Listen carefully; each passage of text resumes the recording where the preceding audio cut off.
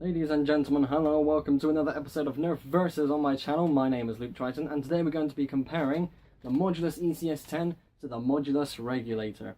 I've been playing with these two blasters a fair whack recently, and I thought, you know what, these are actually quite similar. So what we're going to do is going to do a video comparing the two blasters, and we're going to ultimately decide, of the two blasters, which one should you buy. Now this is going to be opinion based, so the ultimate purchase decision is going to be down to you, of course. We're going to do a quick comparison, and then we're going to look at the pros of both of these blasters. Now if you want to look at the cons as well, you can look at my individual review videos which are on my channel, as well as the combos for maximum combo potential.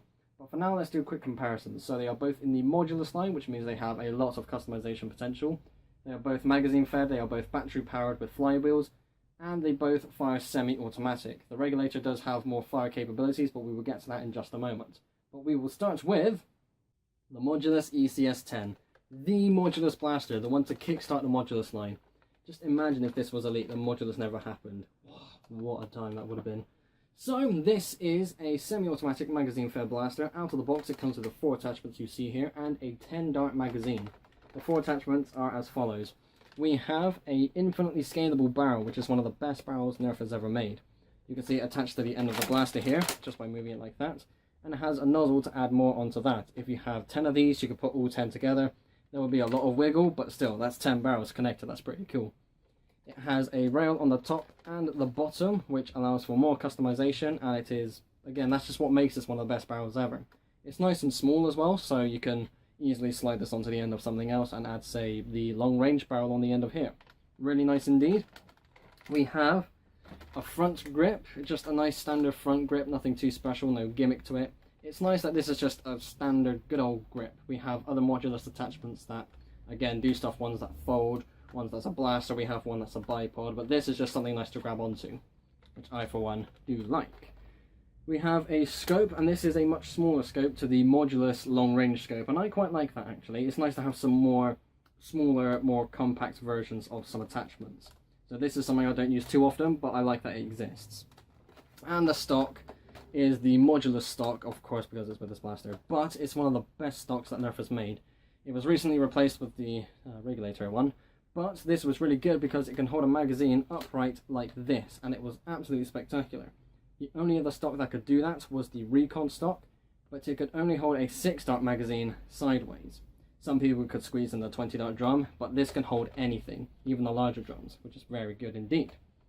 So the first pro, as you just saw, was 4 attachments coming with this blaster straight out of the box, which is quite a rarity these days, it's got to be said. The next one is the batteries. Because this is a semi-automatic flywheel blaster, this has 4 AA batteries, which I was pleasantly surprised with. So when you look at the other blasters, the Regulator in particular, that take flywheels, you need to put batteries in, but the batteries demanded are either C or D batteries, which is really heavy. So again, seeing 4 AA's going was a really nice thing for me. It was a much cheaper set of batteries, of course, because they're smaller.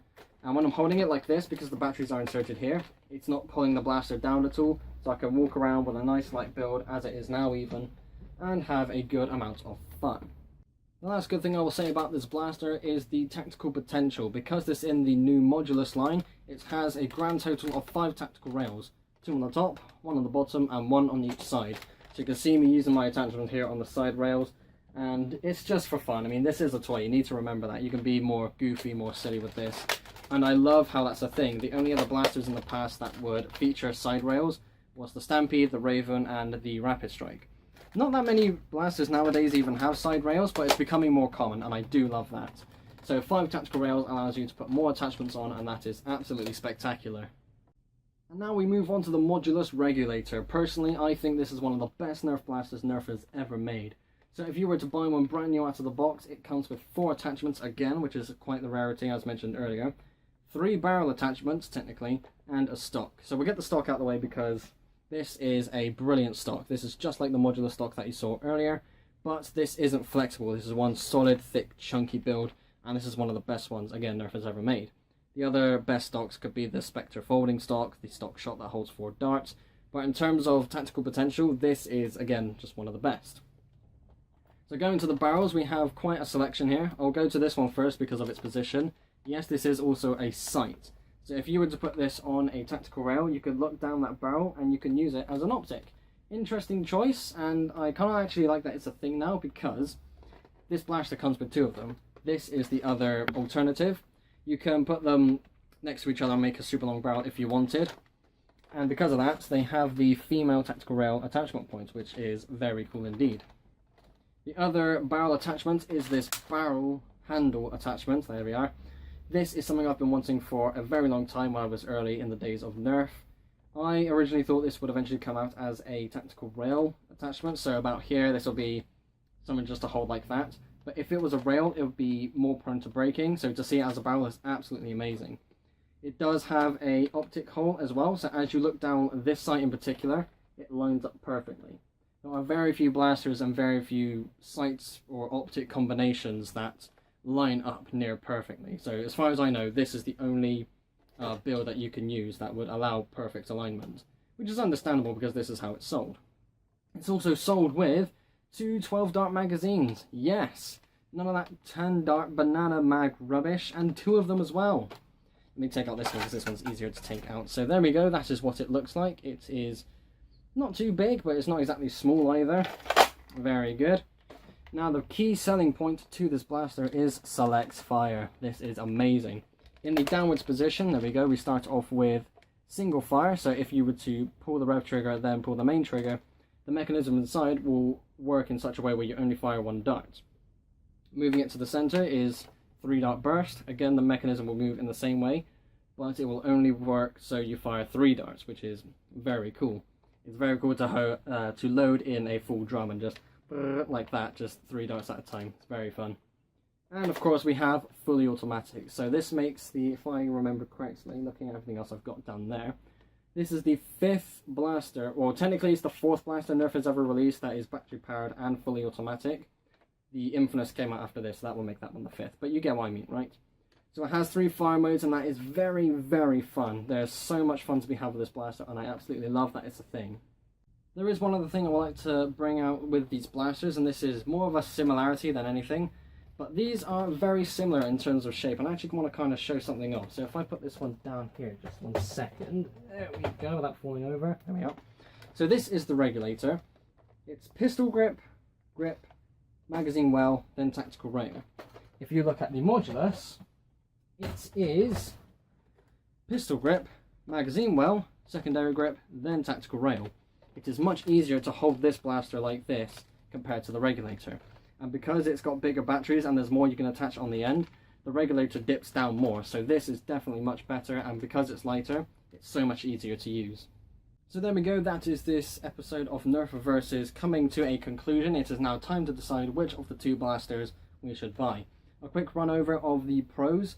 For the Modulus, it comes with 4 attachments, which is absolutely spectacular. It takes lighter batteries, which helps for maneuverability. And it also has more tactical rails, which increases tactical potential. You can add more attachments, and it is just a lot of fun. One thing I did miss out was one of the top rails that you can see the scope is on acts as a carrying handle, which is more convenient when it comes to moving this thing around. You can keep this in in your shoulder, you can just carry it like how I'm holding it now, but I like how it's there. It's a nice extra option. For the Regulator, it does also come with 4 attachments, which is quite the rarity. It has more ammo, coming with 2 12-dart magazines, which is very cool. Select fire is a massive pro because that is something that many Nerfers have been wanting for a long time. I'm glad to see that it's finally here. So, the Modulus ECS-10 or the Modulus Regulator? Of the two blasters, which one is better? Which one should you buy? The Regulator. I think everybody saw this one coming. So I know the Regulator is probably going to be the more obvious answer, and it kind of steals the show. That Select Fire is something that Nerfers have wanted for a very long time, and it is so much fun to use. In my combo series, I make 3 classes, a heavy, a close quarters, and long range. Each of these Select Fire options perfectly suits each of those combos. It comes with 3 barrels as well, which you can use for so many more combos. 2 of them you can use as sights, which is amazing. It comes with the best magazine holding stock, which is a big bonus. One other thing that I didn't mention is that you can put the barrel handle into the stock if you wanted to just carry that around instead, which I absolutely love. But all in all, the Regulator is the winner.